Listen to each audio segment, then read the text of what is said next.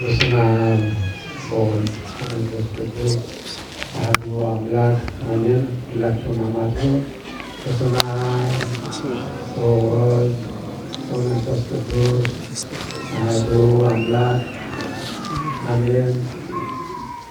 አሎ አምላክነ በሰማይ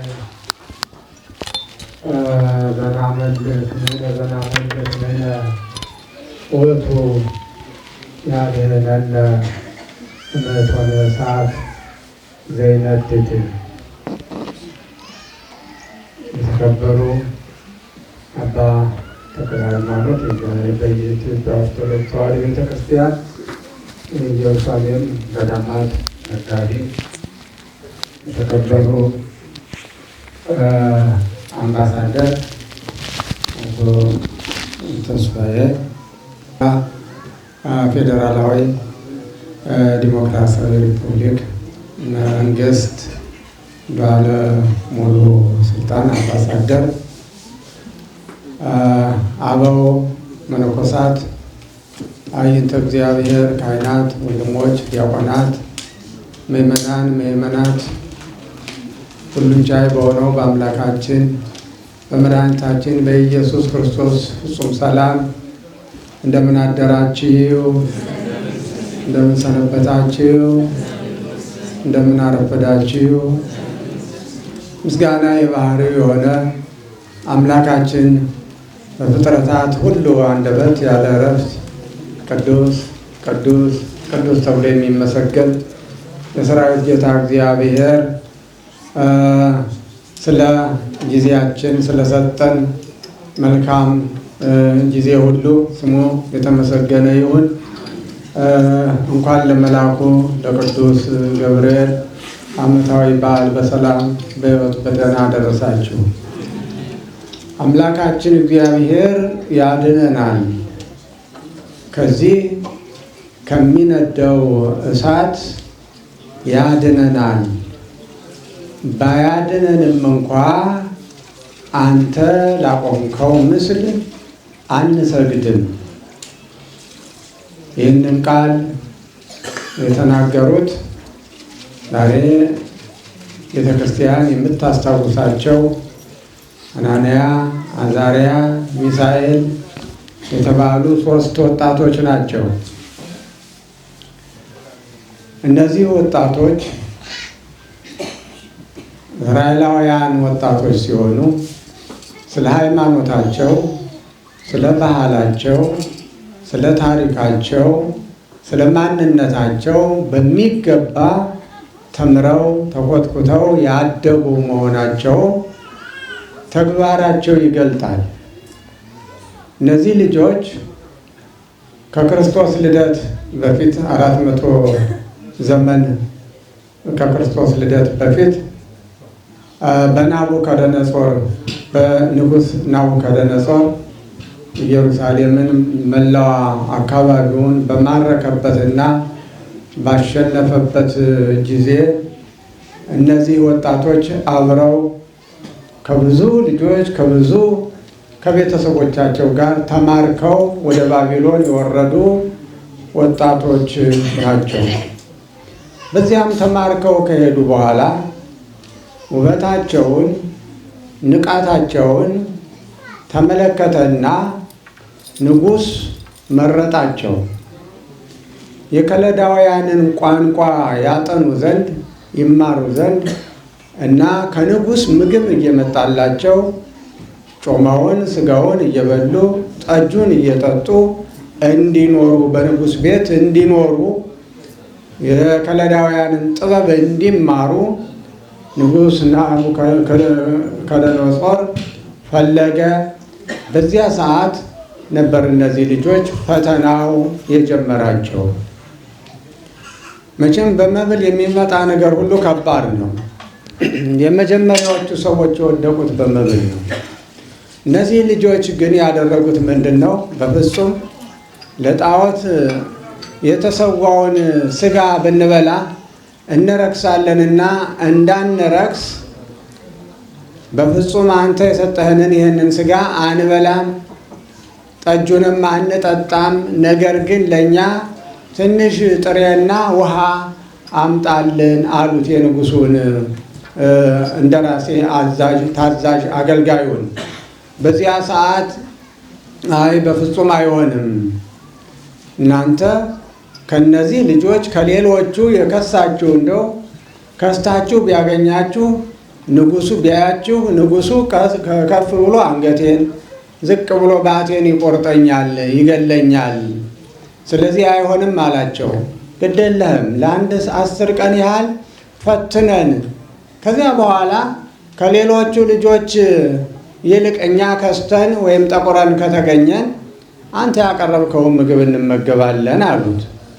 ከዚያ በኋላ እነሱ እንዳሉት ውሃውንና ጥሬውን እያመጣ እየሰጣቸው እየጾሙ እየጸለዩ ወደ ፈጣሪያቸው እየሰገዱ እግዚአብሔር አምላካቸውን እያመለኩ በባዕድ ሀገር በጥሬ በውሃ ቆዩ።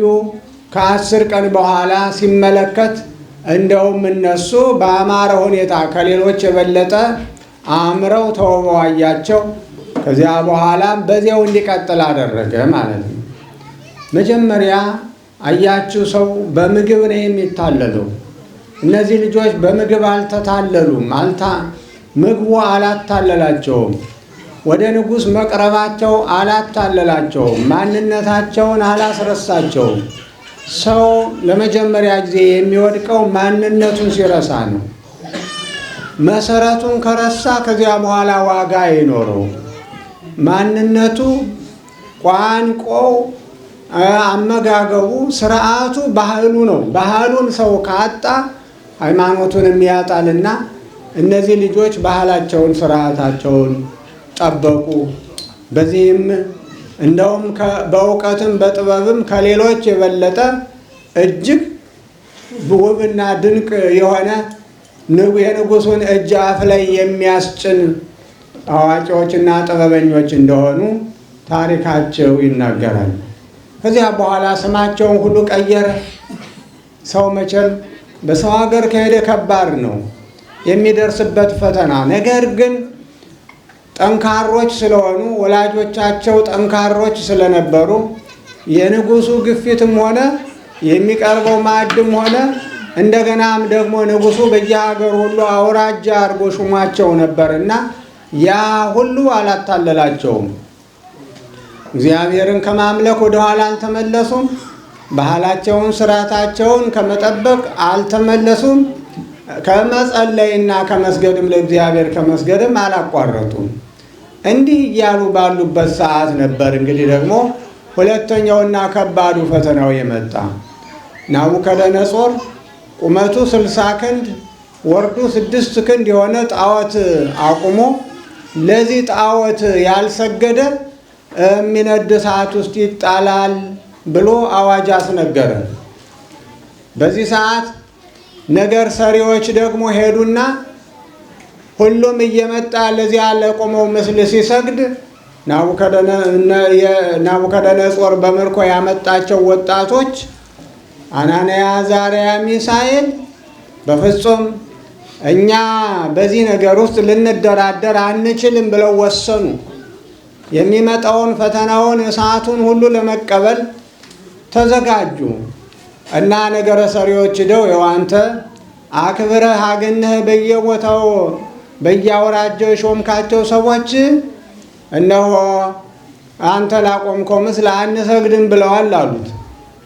በዚህ ጊዜ ናቡከደነፆር ተቆጣ፣ እጅግ ቁጣው ነደደ እና አስጠራቸውና እውነት ነው ሲድራቅ ሚሳቅ አብደናጎ እሱ ባወጣላቸው ስም ማለት ነው። እውነት ነው እኔ ላቆምኩት ምስል አንሰግድም ማለታቸው እውነት ነውን አላቸው።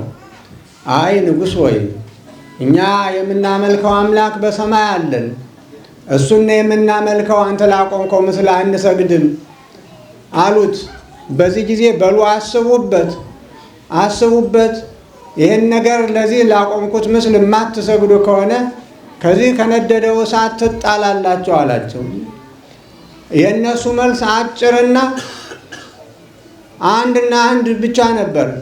ንጉሥ ሆይ በዚህ ጊዜ ማቃጠል የለብንም፣ በፍጹም አትድከም፣ ከሀሳባችንም አንቀይርም፣ አንተ ላቆምከው ምስልም አንሰግድም አሉት። ንጉሡ እጅግ በጣም ተቆጣና እሳቱ 7 እጥፍ እንዲነድ አደረገና አሁንም አሰግዱምን ሲላቸው እዚህ እኔ የሚያድናችሁ ከኔ እጅ የሚያድናችሁ ማንም የለም አለ። በዚያ ሰዓት ነበር አይ አምላካችን እግዚአብሔር ያድነናል፣ ባያድነንም እንኳ አንተ ላቆምከው ምስል አንሰግድም ያሉት። አያችሁ፣ እንዲህ አይነት እምነት ያስፈልጋል፣ እንዲህ አይነት ጽናት ያስፈልጋል። ንጉሥ ነው፣ እሳት ነዷል። ተመልከቱ፣ የእሳቱ ነበልባል 40 ክንድ ወደ ሰማይ እየተውለበለበ ነው። እንደገና እነሱን እስከ ሰናፊላቸው እስከ ልብሳቸው በአጠቃላይ ጠቅልለው የሚጥሉ ሰዎችን አዘጋጅቷል። እዚያ ልትጣሉ ነው እያላቸው ነው። የንጉሥ ቁጣ ነዷል እንደ እሳት። በዚህ መካከል ሆነው ምንም ፍርሃት ሳይሰማቸው በፍጹም ለዚህ ጣዖት አንሰግድም፣ አምላካችንንም አንክድም አሉት። ጽናታቸውን ተመልከቱ። ይህ ጽናት አያችሁ ከአስተዳደግ ጀምሮ ነው የሚመጣው። ልጆችን ከመሰረቱ ጀምሮ በእምነት በጽናት ማሳደግ፣ ባህላቸውን፣ ስርዓታቸውን፣ ሃይማኖታቸውን እንዲያውቁ አድርጎ ማሳደግ ያስፈልጋል። ይገርማቸዋል። በየትም ቦታ ቢሆኑ እኛ ያለንባቸው ሀገር ሰዎች ቅድሚያ ለቋንቋቸው ቅድሚያ ይሰጣሉ። ልጆቻቸውን ከመሰረቱ ጀምሮ ቋንቋቸውን እንዲያውቁ ያደርጋሉ። ከዚያም በኋላ ባህላቸውን፣ ስርዓታቸውን ወደ ጸሎት ቤታቸው ሲሄዱ፣ ወደ ቤተ መቅደስ ሲሄዱ እየያዟቸው ይሄዳሉ። ሁልጊዜ የሚያስተምሯቸው ገና በሕፃንነት ሆነው ገና እንደዚህ ማጫወቻ ሳይሆን የእግዚአብሔርን ስም እስራኤል ሆይ አምላክ እግዚአብሔር አንድ ነው፣ እሱም ብቻ አምልክ የሚለውን ቃል በሕፃንነታቸው ጀምረው እየሰሙትና እያጠኑት ስላደጉ ከእምነታቸው ፍንክች ሊያደርጋቸው አልቻለም። ከዚያ በኋላ ኃያላኑን ሰበሰበና በሉ ገፍትራችሁ ጣሏቸው አለ። ወደሚነደው እሳት ገፍትረው ጣሏቸው። ከእሳቱ ኃያልነትና ብርታት የተነሳ ገፍትረው የጣሏቸውን ሰዎች ሲያቃጥላቸው፣ በእነሱ ላይ ግን ምንም እሳቱ ሳያቃጥላቸው በሰላም እግዚአብሔር መልአኩ ቅዱስ ሚካኤልን ላከላቸውና የእግዚአብሔር መልአክ ወርዶ እሳቱን ሲነካው ምንም ነገር የማያቃጥል ሆነላቸው። ክብር ምስጋና ለአምላካችን ለእግዚአብሔር ይሁንልን። አያችሁ፣ እግዚአብሔር የሚያድን የሚታደግ አምላክ ነው። መልአኩ ቅዱስ ሚካኤልን ልኮ አዳናቸው። ከነደደው እሳት አዳናቸው። የገፈተሩትን ሰዎች ሲያቃጥል ውስጡ የተጣሉት ግን ምንም አይደለም። ልብሳቸው በመላ ትንቢተ ዳንኤል ምዕራፍ 1፣ 2፣ 3ን ቤታችሁ ሂዳችሁ አንብቡት። ሙሉ ታሪኩን እዚህ ላይ ታገኙታላችሁ። ልብሳቸው አላረረም። ልብሳቸው ላይ ጠለሸት አላረፈበትም። ልብሳቸው ጭስ አልሸተተም። በፍጹም እግዚአብሔር እዚያው መልአኩን ላከላቸው። መልአኩ ሲነካው ምንም ነገር የማያቃጥል የሚያቃጥለው እሳት ነበልባሉ የማያቃጥል ሆነ። ክብር ምስጋና ለአምላካችን ለእግዚአብሔር ይሁን። ሐዋርያው ቅዱስ ጳውሎስ ለዕብራውያን ሰዎች በጻፈው መልእክቱ ምዕራፍ 11 ላይ በእምነት የእሳትን ኃይል አጠፉ ይላል። በእምነት የአንበሳውን አፍ ዘጉ። በእምነት የአንበሳውን አፍ ዘጉ። እምነት የአንበሳ አፍ ይዘጋል። እምነት የነደደውን እሳት ያጠፋል። እምነት ከተወረወረ ጦር ያድናል። እምነት መርዙን ወደ መልካምነት ይቀይራል። የሚያስፈልገው ፍጹም የሆነ እምነት ብቻ ነው። ማመን የሚያስፈልገው። ብዙ ጊዜ አያችሁ፣ እነዚህ ሰዎች ነገረ ሰሪዎች ናቸው ለዚህ ጉዳይ ያበቋቸው። ንጉሡ አላወቀም ማን እንደሰገደ ማን እንዳልሰገደ፣ ማን እምቢ እንዳለ ማን እሺ እንዳለ አላወቀም። ነገረ ሰሪዎች ግን ሄደው አሳበቁ። ዛሬም ምድራችን በነገረ ሰሪዎች የተመላች ናት፣ በአሳባቂዎች የተመላች ናት። ቢሆንም ግን ደግሞ በእምነት መጽናት እንደ ሰለስቱ ደቂቅ እንደ አናንያ እንደ አዛርያ እንደ ሚሳኤል በእምነት መጽናት ያስፈልጋል። እግዚአብሔር መልአኩን ይልካል። አሁንም አምላካችን እግዚአብሔር መልአኩን ልኮ ከተለያየ ችግር ሁላችንን የሚያድነን። በምድራችን ላይ ብዙ የሚነድ ነገር አለ፣ ብዙ እሳት አለ። በእውነት ወደ እያንዳንዳችን የሕይወት ታሪክ ውስጥ ብንመልሰው ብዙ እሳት አለ። ፍቅር ማጣት እሳት ነው። የሚወዱትን ማጣት እሳት ነው። ዘረኝነት እሳት ነው። ጦርነት እሳት ነው። መለያየት እሳት ነው። ዘረኝነቱም እሳት ነው። ዛሬ ዓለማችን በተለያየ እሳት እየተቃጠለች ነው ያለችው። በጦርነት እሳት እየተቃጠለች ነው ያለችው፣ ከሀገራችን ጀምሮ ማለት ነው። ወደ ታች ሲሄድ ወደ ትዳርም ባል ለሚስት እሳት ይሆናል። አንዳንድ ቦታ ላይ ሚስት ለባል እሳት ትሆናለች። አንዳንድ ጊዜ ልጆች እሳት ይሆናሉ። ቤተሰብ ይቃጠላል፣ አንጀቱ ያራል። ዛሬ በሀገራችን በረሃብ አንጀታቸው ያረረ በረሃብ እሳት ብዙዎች ናቸው። አምላካችን እግዚአብሔር ችግሩን ረሃቡንም ጦርነቱንም ከሀገራችን ያጥፋልን፣ ከምድራችን ያረቀልን። ስለዚህ ጸሎት ያስፈልጋል፣ እምነት ያስፈልጋል። ወገኖች እንደው በክፋት የጠነከረና የደነደነ ልባችንን አስወግደን ለእግዚአብሔር የሚገዛ በትህትና ለእግዚአብሔር ዝቅ የሚል ልብ ያስፈልገናል ለእያንዳንዳችን። ይህ ሲኖር እግዚአብሔር ታላቅ አምላክ ነው። እግዚአብሔር የማያድነው ነገር የለም። የበሽታውን እሳት እግዚአብሔር ያጠፈዋል። የጦርነቱን እሳት እግዚአብሔር ያጠፈዋል። የመለያየቱን እሳት እግዚአብሔር ያጠፈዋል። ይቻለዋል። አይተናል በነሰለስቱ ደቂቅ ታሪክ እንዴት አድርጎ ነበልባሉን እንዳጠፋላቸው፣ ነበልባሉን እንዴት ውሃ እንዳደረገው፣ የሚያቃጥለውን የማያቃጥል እንዴት እንዳደረገው አይተናል። ክፉዎች ሲንበረከኩ አይተናል። ያ ኃይለኛው 60 ክንድ የሚሆን ጣዖት አቁሞ የነበረውን አንበርክከው በእምነት የአናንያ የአዛርያ የሚሳኤል አምላክ የተባረከ ይሁን ብሎ በእነሱ አምላክ አምኛለሁ ብሎ እስኪያውጅ ድረስ ኃይለኛውን ልብ መለወጥ የቻለ እምነት ነው የነሰለስቱ ደቂቅ እምነት። አያችሁ ጽናት ምን ያህል ታላቅ እንደሆነ፣ መጨረሻው ፍሬው ምን ያህል ታላቅ እንደሆነ እና ኃያሉን እንዴት እንደሚያንበረክክ አዋጁን የሞቱን አዋጅ ወደ ሕይወት እንደገና አብያተ ክርስቲያናት የታጸዋ ብለው የሚያውጁትን አብያተ ክርስቲያናት ይትራዋ አብያተ ክርስቲያናት ይከፈቱ ብለው እንደገና በእነሱ አምላክ አምኛለሁ እስኪል ድረስ መልአኩ ቅዱስ ገብርኤል ከዚያ በኋላ ናቡከደነጾር ምንድን ያደረገ? እንቅልፍ አጣና ትናንትና 3 ሰዎች ጥለን ነበር እንዴት ሆነው ይሆናልና ወደ ጉድጓዱ ሄደ። ከዚያ አየ ወራቡ እሱ ይመስል ከመወልደ እግዚአብሔር 4 ሰዎችን ያለው 3 ሰዎች ጥለን ነበረ ጉድጓድ ውስጥ 4 ሰዎችን እነሆ ያለሁኝ 4ኛው እንደውም የእግዚአብሔርን ልጅ ይመስላል አለ ይላል። 4ኛው የእግዚአብሔርን ልጅ ይመስላል። የ4ኛ የተባለ መልአኩ ቅዱስ ገብርኤል ነው። ክብር ምስጋና ለአምላካችን ይሁን። ሰዎች ሲገፉን የሚደግፈን፣ ሲጥሉን የሚያነሳን፣ ሰዎች ሲርቁን የሚቀርበን፣ ብቸኝነታችንን የሚያርቅ እግዚአብሔር ነው። መልአኩን እየላከ መላእክቱን ይልካል።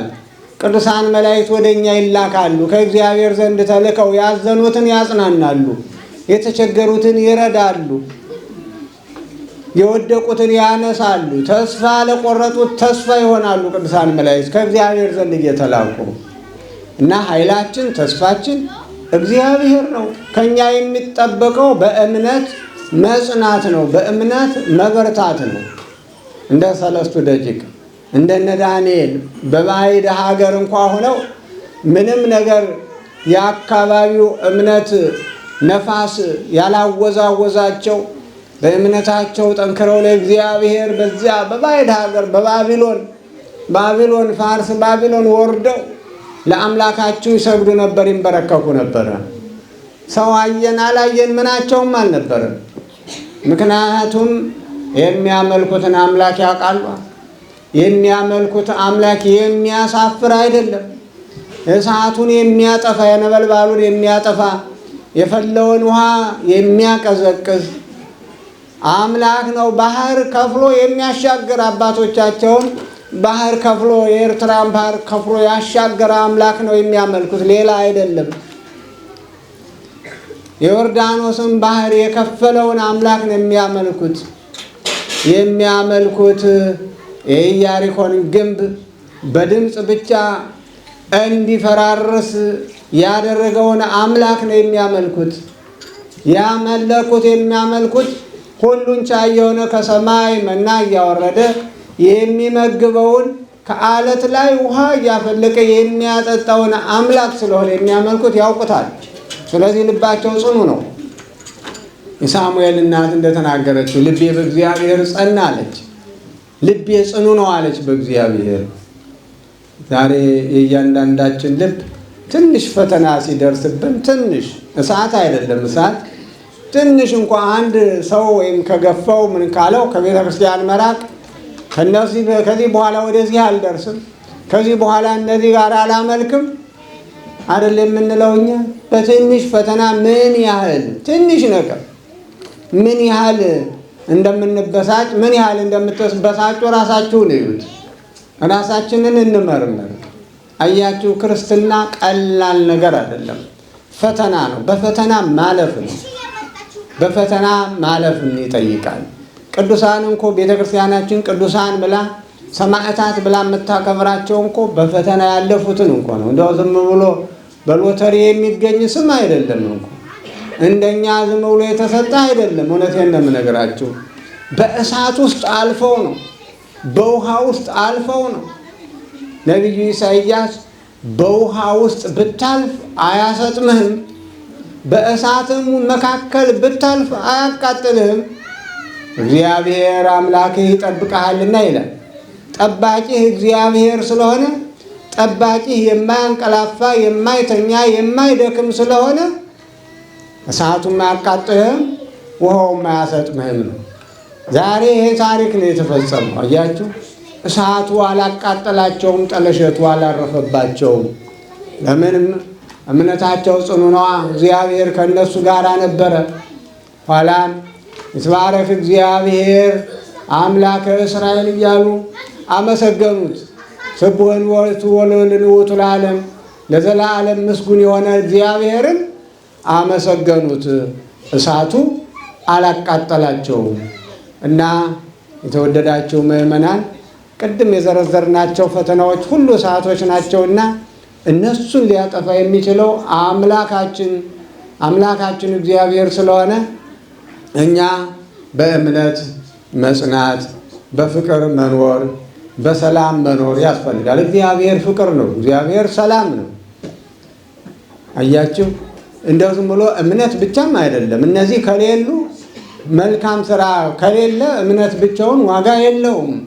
እነዚህ ልጆች እንኳ ሁሉንም አስተባብረው የያዙ ባህላቸውን፣ ስርዓታቸውን፣ ሃይማኖታቸውን እንደገናም ደግሞ ታዛዥነትን በባዕድ ሀገር ይሄ ባዕድ ንጉሥ ነው ሳይሉ ያለ ልግመት ይሰሩ ነበር፣ ያገለግሉት ነበረ። ናቡከደነጾርን ያገለግሉ ነበር። አያችሁ፣ እግዚአብሔርን አላሳፈራቸውም። በስራቸውም ውጤታሞች ነበሩ ይላል። ልግመት የሌለበት ስራ ይሰሩ ነበር። ይሄ ለሀገራችን አይደለም ብለው አልለገሙ። ይሰሩ፣ ቀን ከሌት በድካም ይሰሩ ነበር። ውጤታሞች ነበሩ። ሞገስ እግዚአብሔር ሞገስ እየሆናቸው ስራቸው ሁሉ የተቃና ነበረ። ለዚያ ነው ነገረ ሰሪዎች ምቀኞች የተነሱባቸው እና ዛሬም ምድራችን በብዙ ምቀኞች የተመላች ናት። ወገኖች፣ ክርስቲያን ሰውን አይመቀኝም። ክርስቲያን በወንድሙ እድገት የሚደሰት ነው እንጂ በወንድሙ ውድቀት የሚደሰት መሆን የለበትም። ወንድሙን ወደ ላይ የወጣውን ወንድሙን ጎትቶ የሚጥል ሳይሆን እንደውም ድጋፍ እየሰጠ የበለጠ እንዲያድግ መሆን መቻል አለበት። ስለዚህ ዛሬ የሰለስቱ ደቂቅን ታሪክ እንግዲህ ተምረን ስንሄድ እኛም ደግሞ እንደነሱ በበለጠ ሙሉ ታሪካቸውን ቤታችሁ ሄዳችሁ አንብቡት። እኛም በእምነታችን ልንጸና ልንበረታ ያስፈልጋል። ያ እንዲሆን ነው ቤተ ክርስቲያን ሁልጊዜ ቅዱሳን በዓላትን ስታከብር ያንን እያሰቡ ምዕመናንም ብርቶች፣ ጠንካሮች፣ አርበኞች፣ የእምነት አርበኞች፣ ጀግኖች እንድንሆን ነው ይህንን ሁልጊዜ የምታዘክረውና የቅዱሳኑ በረከታቸው ረድኤታቸው በሁላችን ላይ ይሁን። ቅዱሳኑን ከእሳት ያዳነ አምላካችን እግዚአብሔር እኛንም ከክፉ ነገር ሁሉ ከሚነደው ነገር ሁሉ ያድነን። ዛሬ ሊቃውንቱ በሌሊት ይህንን ነው ሲዘምሩት ያደሩ። በእውነት በዚሁ አጋጣሚ መምህራኑን ሊቃውንቱን ሳላመሰግን አላልፍም። ከማታ ጀምሮ ብቻቸውን እዚሁ ሲዘምሩ ሲያገለግሉ እግዚአብሔርን ሲያመሰግኑ ነው ያደሩትና አዳኑ